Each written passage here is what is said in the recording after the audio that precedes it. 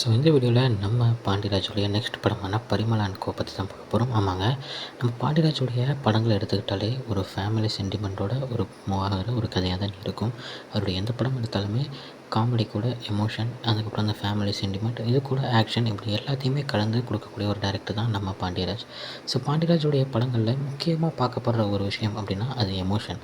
But ஆனால் அதே நேரத்தில் கொஞ்சம் அவருடைய இன்னொரு படமான கதகளி எடுத்து பார்த்தோம்னா, அந்த கதகளி படத்தில் முக்கியமாக ட்விஸ்ட் அண்ட் டர்ன்ஸை அவருடைய மையமாக வச்சு படத்தை மூவ் பண்ணியிருப்பார். இந்த படத்துடைய டைட்டில் டீசர் எனக்கு பார்க்கும்போது ஒரு பாண்டியராஜுடைய ஃபேமிலி சென்டிமெண்ட் ட்ராமாவும் அதே நேரத்தில் அந்த ட்விஸ்ட் அண்ட் டர்ன்ஸும் சேர்ந்த ஒரு படமாக இந்த படம் இருக்கும் அப்படின்றத டைட்டில் டீசர்லேயே காமிச்சிருக்காங்க. படத்தில் பார்த்திங்கன்னா ஏகப்பட்ட ஆக்டர்ஸ் உள்ள இருக்காங்க. நம்ம மிஸ்கின் சார், ஜெயராம் இருக்காரு.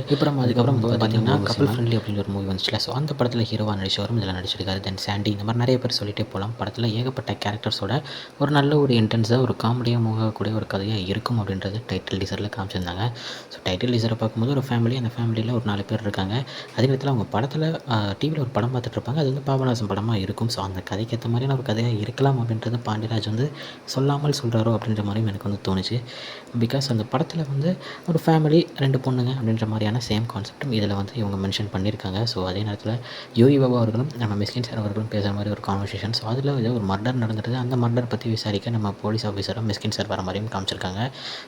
ஒரு இன்டென்ஸ் ட்ராமா, அந்த இன்டென்ஸ் ஆக்ஷன் ஃபிலிமில் ஒரு ஃபேமிலி சென்டிமெண்ட், அதே நேரத்தில் ஏகப்பட்ட லாஃபர், ஏகப்பட்ட ஃபன்ஸ் இருக்கிற மாதிரி ஒரு படமாக இருக்கும் அப்படின்றத இந்த டைட்டில் டீசர் மூலிமா சொல்ல முடியுது. வெயிட் பண்ணி பார்ப்போம்.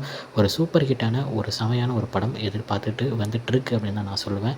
ஏன்னா ஒரு நல்ல ஒரு இந்த மாதிரி ஒரு ஃபீல் குட் ஃபிலிம்ஸ் தான் இப்போ இருக்கிற டைமில் சூப்பராக ஹிட் ஆகுது. 100 கோடிக்கு மேலே வசூலும் அளிக்குது. அந்த மாதிரியான ஒரு படமாகவும் இந்த படமும் அமையணும் அப்படின்றதுக்கு வாழ்த்துக்களையும் தெரிவிச்சுக்கலாம். ஓகே ஃப்ரெண்ட்ஸ், இதுதான் இன்றைக்கி இந்த படத்தை பற்றின சின்ன அப்டேட். என்னோட பார்க்குறேன். அது வரைக்கும் உங்கள் இருப்பது உங்கள் Jaswin. Bye friends. Next video மறக்காமல் நம்ம சேனலை சப்ஸ்கிரைப் பண்ணிக்கோங்க. Bye bye.